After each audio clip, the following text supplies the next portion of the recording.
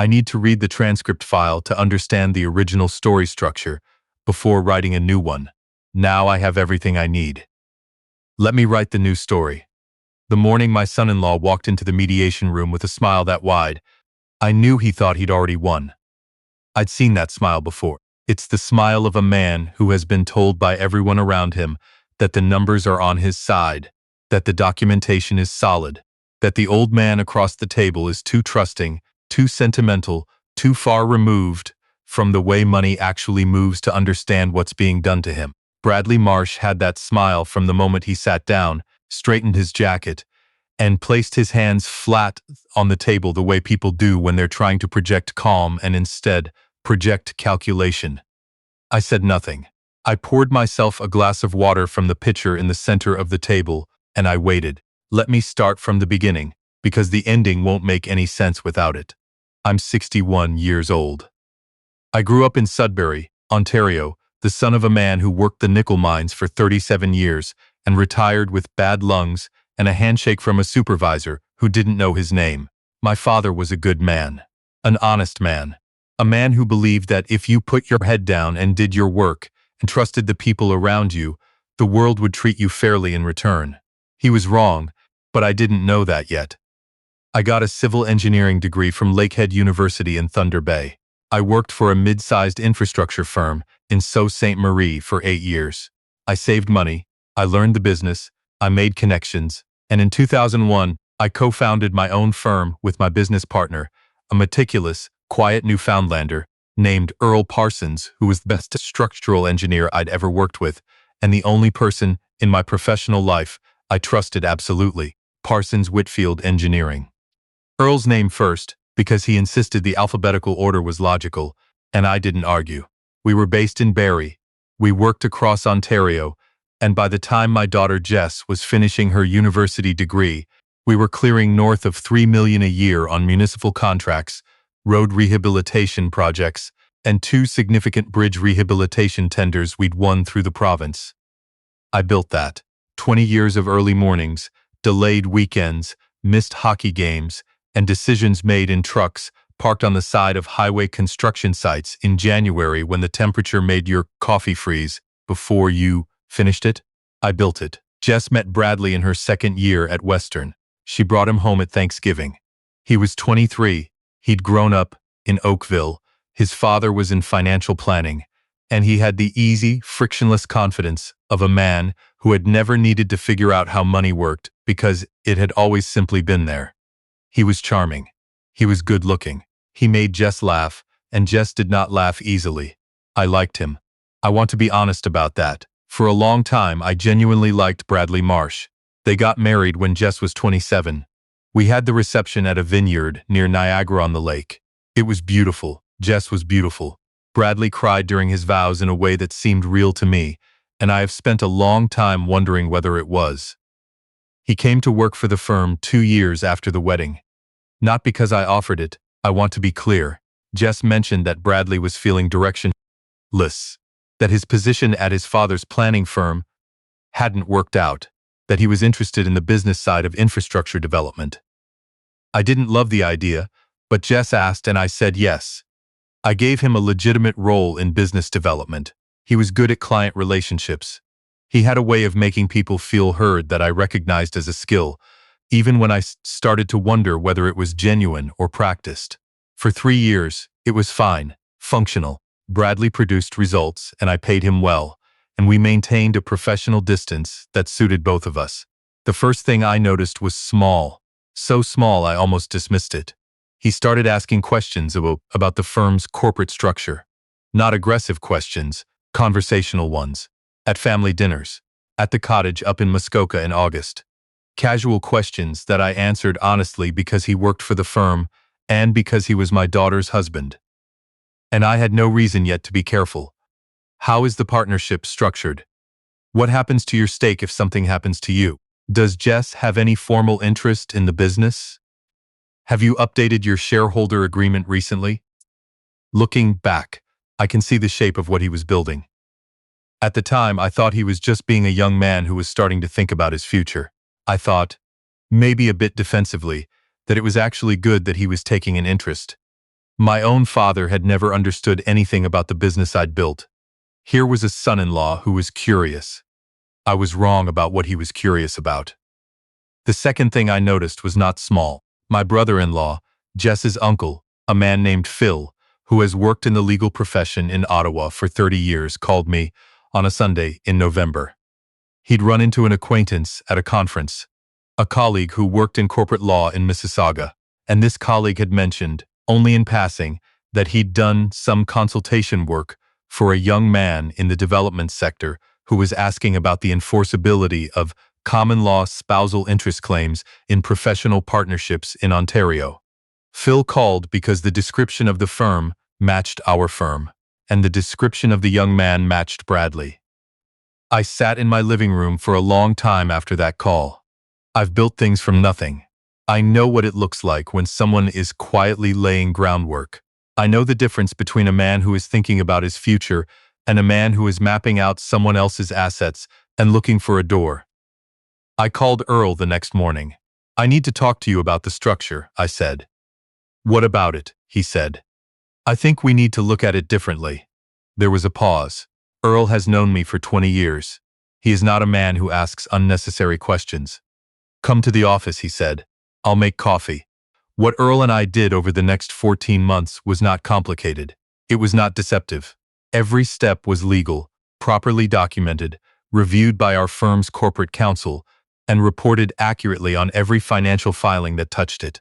I want to be absolutely clear about that, because this story only works if you understand that I did not cheat.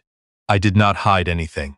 I organized things the way they had always, technically, been available to be organized.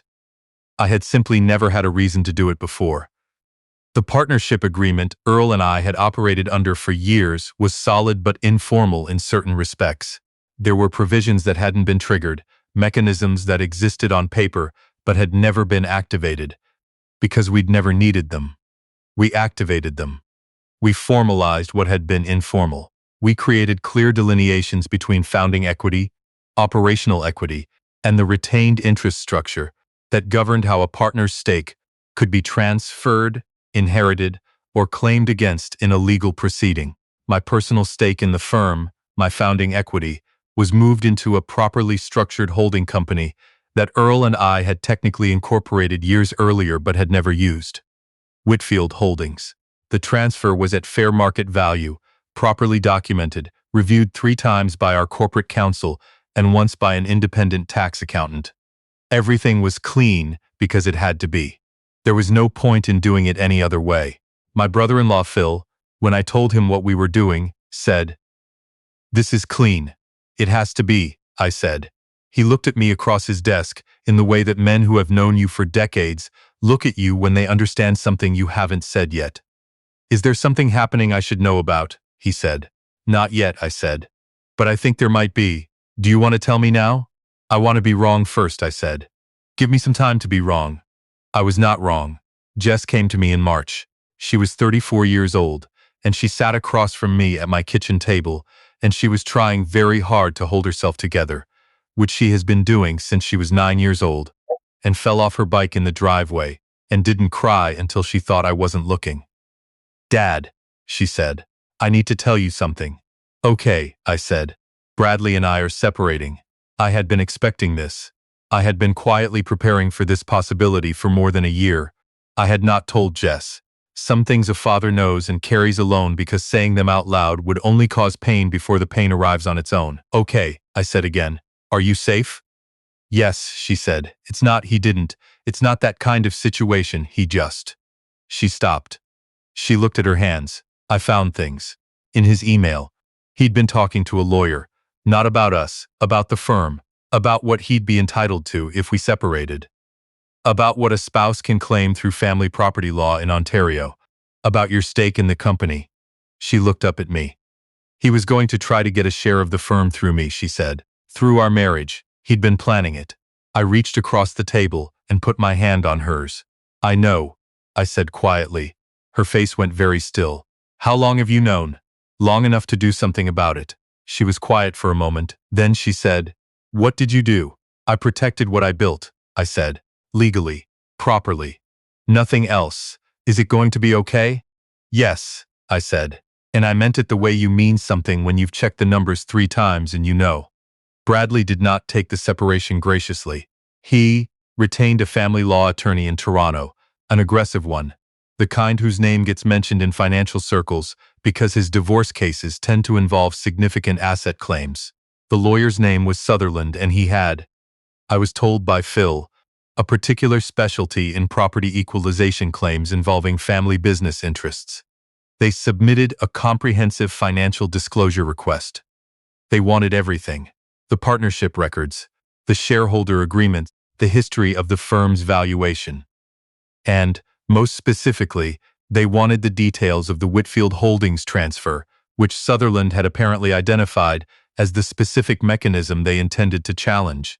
The theory they were advancing, as Phil explained it to me, was that the transfer of my equity into the holding company constituted a deliberate restructuring intended to defeat Jess's equalization rights under the Family Law Act, that I had moved assets specifically to prevent Bradley from accessing them through a property claim.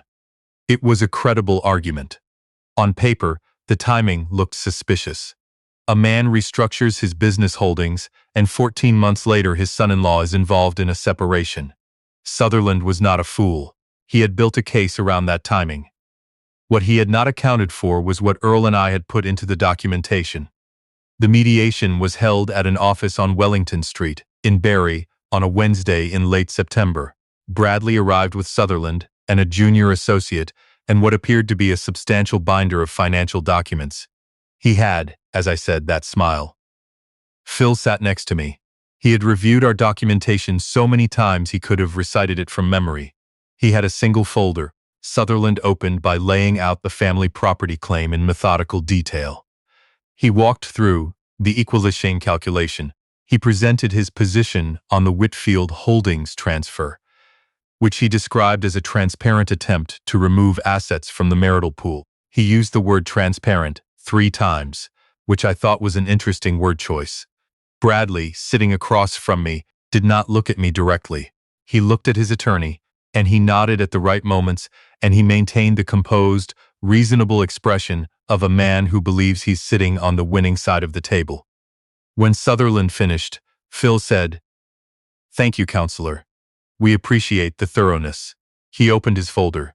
"We'd like to direct everyone's attention to the corporate filing date for Whitfield Holdings."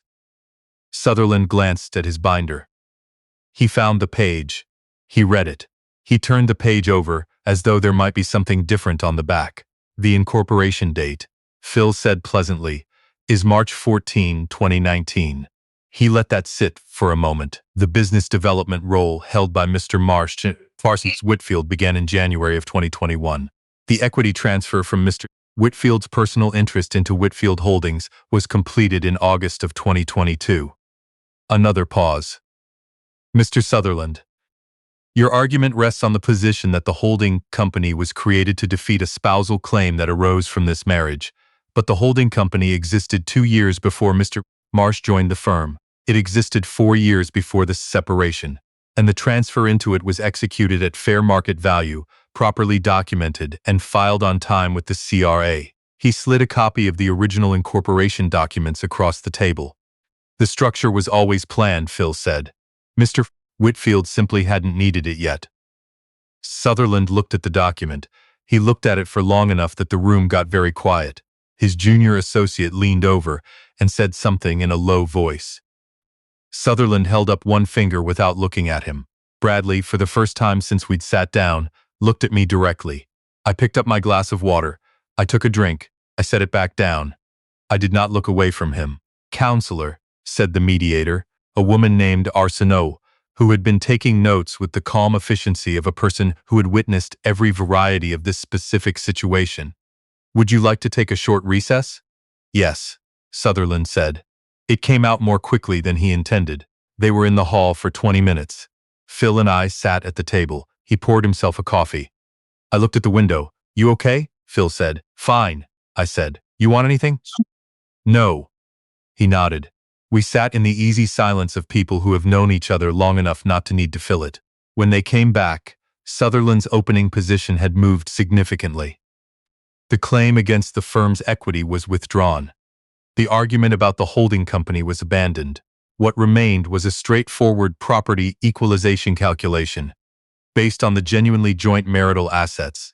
The home Bradley and Jess had purchased together in Barrie, the joint savings account, the shared vehicle, the investments they'd held in both names. Those assets were real, and Jess was entitled to her share of them, and Bradley was entitled to his. The equalization of those assets was handled properly and fairly as it should have been. That was never my concern. My concern was the firm, and the firm was mine. Bradley received his equalization payment on the joint marital assets, as calculated under the Act. He received nothing from Parsons Whitfield Engineering. He received nothing from Whitfield Holdings. He received nothing from 20 years of contracts and municipal tenders and early mornings in January parked on the side of the highway. He was out of the firm within 2 weeks of the mediation. His termination was handled by our HR consultant, properly documented, with the severance package to which he was legally entitled under his employment agreement. I did not attend that meeting. There was no reason for me to be there. I heard from Phil a few months later that Sutherland had quietly withdrawn from representing Bradley on any follow-up claims. When a lawyer like Sutherland withdraws, it generally means the math no longer supports his fee. What I want to tell you about is the drive home from the mediation. I was on the 400 heading north. It was one of those September afternoons where the light comes in at an angle that makes everything look the way Ontario is supposed to look. The trees just starting to think about turning. The sky that particular shade of blue that doesn't exist anywhere else in the world. I don't care what anyone says. I stopped at a Tim Hortons outside of Innisfil. I got a medium double-double, which I've been getting since 1994, and I sat in the parking lot and I drank it. I thought about my father in the Sudbury mines. I thought about Earl. In 2001, the two of us at a folding table in a rented office space, signing the original partnership agreement with a notary who charged us $80 and told us we'd better know what we were doing. I thought about Jess at 9 years old not crying until she thought I wasn't looking. I thought about the incorporation date, March 14, 2019. I'd chosen a Tuesday because that's when the lawyer had availability. At the time, I hadn't known it would matter. I'd just been doing what I always do, which is building things properly the first time so they hold up later. I finished my coffee. I got back on the highway. Jess called that evening. She was staying at a friend's place in Wasaga Beach while she figured out next steps. She'd bought a small house there, actually, which I'd helped her with, not given her, helped her. The distinction matters to her, and it matters to me. How did it go? She said. Fine. I said, Dad. It went the way I expected it to go. A pause. So it went well. Yes.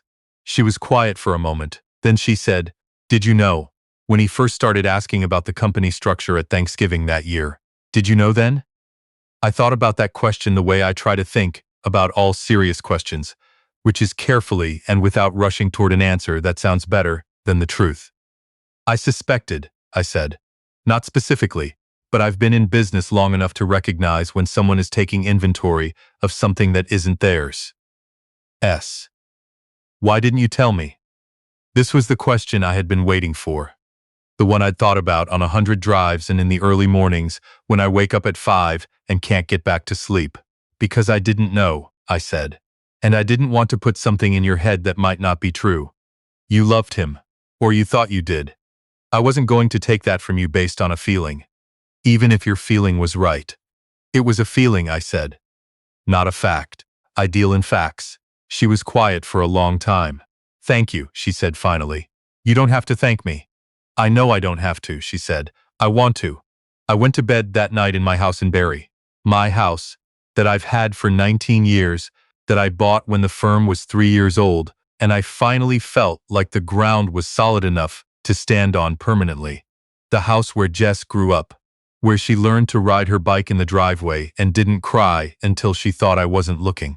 I lay there in the dark and I thought about nothing in particular for a while, which is what I do when something has resolved the way it was supposed to. About 6 weeks after the mediation, I got a call from Bradley. I almost let it go to voicemail. Then I thought about it and I picked up. Whitfield, I said. A pause. It's me. His voice was different than I'd ever heard it. Not the smooth client dinner voice, not the composed mediation voice, something underneath all of that. I know, I said. I wanted you to know that I didn't. He stopped, started again. I didn't go into it thinking I would. Bradley, I said. I know, your attorney told you not to contact me, I said. I'm sure of that. Silence. I hope you figure out what you actually want to do with yourself, I said, and I meant it, not warmly but genuinely. The way you mean it about someone who has wasted time and opportunity and is going to have to reckon with that. You're not a stupid man. You made stupid choices. Those aren't the same thing. Another pause. Long enough that I thought he might have hung up. I know, he said finally. Don't call again, I said, not unkindly. I hung up. I sat in my office, the one with my name on the door, Whitfield Holdings Limited, a small bronze plaque that cost me $40 and has never made me feel anything except quietly satisfied. And I thought about my father for a moment, about what he believed, that if you do honest work and trust the people around you, the world treats you fairly. He was wrong about the second part. You can't just trust and hope. I learned that. But he was right about the first part. More right than he knew. Because honest work, properly documented, filed on time, built with care and without shortcuts, it holds. When someone comes at it looking for a crack, there isn't one. That's the whole point. I picked up the phone and called Earl. Henderson job's been confirmed, he said before I could speak. He always does that. Good, I said. What are we looking at for start date? March, he said. If the ground cooperates, it'll cooperate, I said. I've checked the soil reports. Of course you have, he said. We talked about the Henderson project for 20 minutes. We talked about a municipal tender that had come in from the Simcoe County Roads Department. We talked about whether our structural software license needed to be renewed before January. We talked about work, which is what we do, which is what we have always done, which is, I have come to understand, the most reliable conversation a man can have. Some people ask me whether I'm angry, whether I'm bitter, whether I miss having Bradley in the family, in the firm, at the Thanksgiving table. Angry? No. I spent the anger early, in private, in the quiet of my own thinking, and then I directed it into preparation. Bitter is a waste of time that belongs to people who didn't prepare well enough. And do I miss him at the table? I miss what I thought he was. I miss the crying at the vows, and the laugh at Jess's jokes, and the way he used to help me carry the dock in, at the cottage at the end of the season, without being asked. I miss the version of him that I chose to believe was real, but I've been building things for 30 years. I know what happens when the material isn't what you thought it was. You document it, you report it accurately, and you source something better. Jess came up to the cottage last Thanksgiving.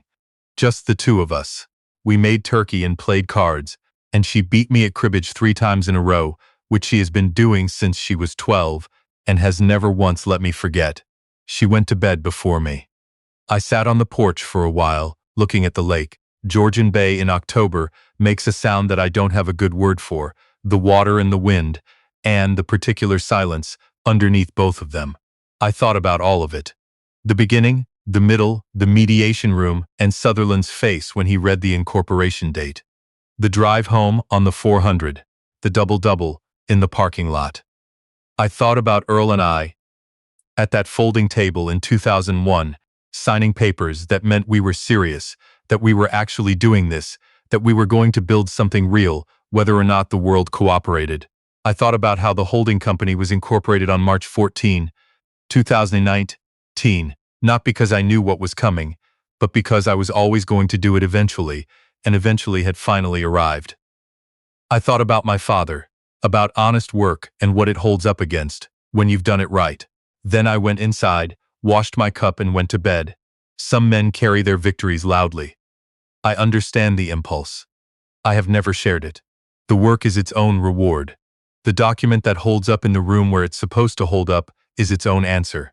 You don't need to say anything after that. The envelope was always ready. I just waited until it was time to put it on the table.